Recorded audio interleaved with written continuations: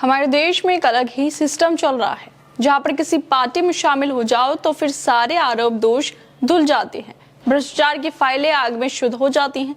जिन लोगों ने देश को लूटा और वो विदेश भाग गए, उन आरोपियों के केस फाइलें आग में जलकर शुद्धता का स्नान कर रही हैं।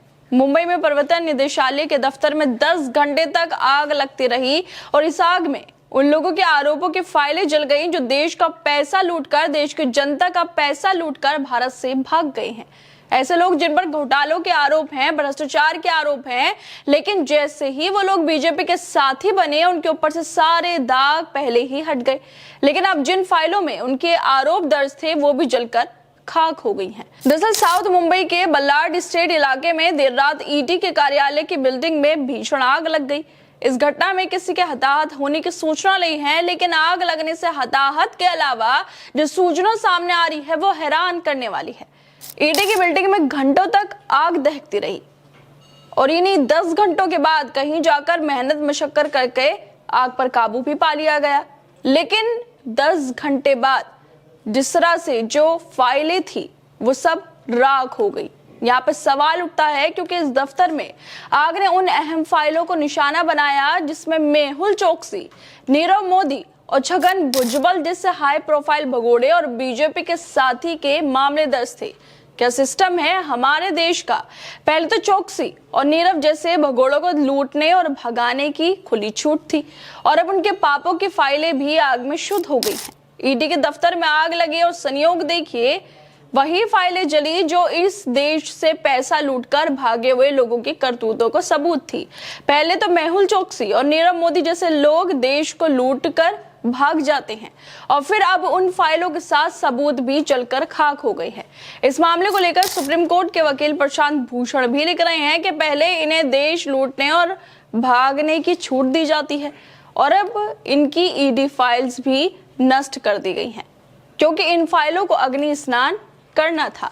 लेकिन यहाँ पर हैरानी की बात तो यह है कि इस सनसनीखेज खबर पर मीडिया वाले एकदम चुपचाप हैं क्योंकि इस आग में भाजपा के उन नेताओं की फाइलें भी स्वाहा हो गई हैं जो भाजपा की वॉशिंग मशीन से धुलकर पाक साफ हो चुकी हैं, जिसमें छगन भुजबल का नाम भी शामिल है। छगन भुजबल कभी सब्जी बेचते थे, लेकिन फिर इनके ऊपर 800 करोड़ रुपए के घोटाले का आरोप लगा, उसकी जांच की गई। लेकिन अब ये भाजपा के साथी बन गए हैं तो वॉशिंग मशीन में पाक हो गए हैं और नए सबूत जो थे इनके खिलाफ, जो सबूत बचे थे वो भी आग में अब जल गए हैं, सब जलकर राख हो गए हैं। अच्छी बात तो ये है कि उस समय ऑफिस में कोई नहीं था, इसलिए किसी के हताहत होने की खबर नहीं है। लेकिन इन लोगों के खिलाफ जो सबूत थे, राहुल चोकसी, नीरव मोदी और छगन भुजबल जैसे लोगों के खिलाफ जो सबूत थे, जो अब राख में तब्दील हो गए हैं।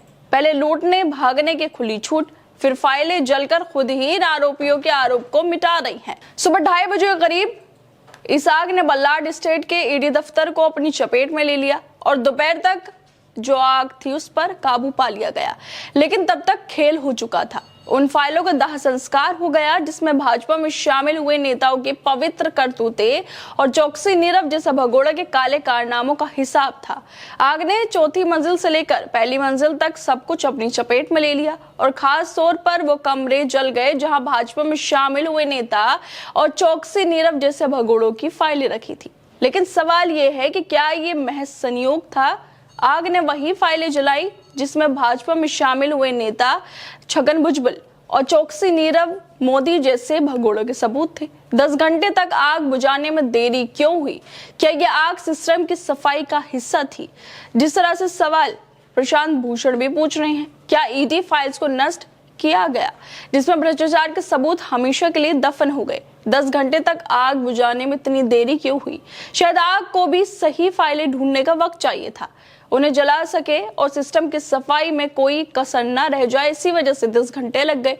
डिजिटल रिकॉर्ड्स तो हैं, मगर मूल दस्तावेजों का ये अग्नि स्नान जांच को कितने पीछे ले जाएगा ये तो वक्त बताएगा।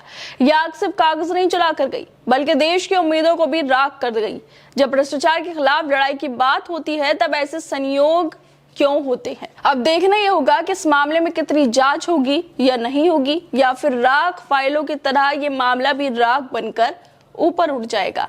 खैर दोस्तों, आप लोग क्या लगता है जिस तरह से ईडी के दफ्तर में 10 घंटों तक आग लगती रही, उसके बाद उस पर काबू पा लिया गया। लेकिन चुन चुनकर जो फाइलें थी, जो भ्रष्टाचारियों की फाइलें थी, जिन पर भ्रष्टाचार के आरोप लग रहे हैं, जिन पर ये आरोप हैं कि देश का पैसा लेकर वो विदेशों में भाग गए हैं, चुन चुनकर आग ने उन्हीं फाइलों को जलाया है। मेहुल चोकसी, नीरव मोदी, छगन भुजबल, इन लोगों की फाइलों को आग ने जला दिया है, जो कि देश के पैसों के जिन पर आरोप हैं कि जनता का पैसा जो है, मेहनत का पैसा, उसे लूटकर विदेश भाग गए हैं या फिर भ्रष्टाचार के आरोप लगवाकर बीजेपी में शामिल हो गए हैं। और इसी वजह से वॉशिंग मशीन से छगन भुजबल जैसे लोग अब धुल भी गए हैं। आप लोग क्या लगता है, जिस तरह से ईडी के दफ्तर में आग लगी और चुन चुन कर कुछ लोगों की जो फाइलें थी वो जलकर राख हो गई हैं, इसको लेकर हमें अपनी राय जरूर दें और बाकी तमाम खबरों को देखने के लिए जुड़े रहिए हमारे साथ।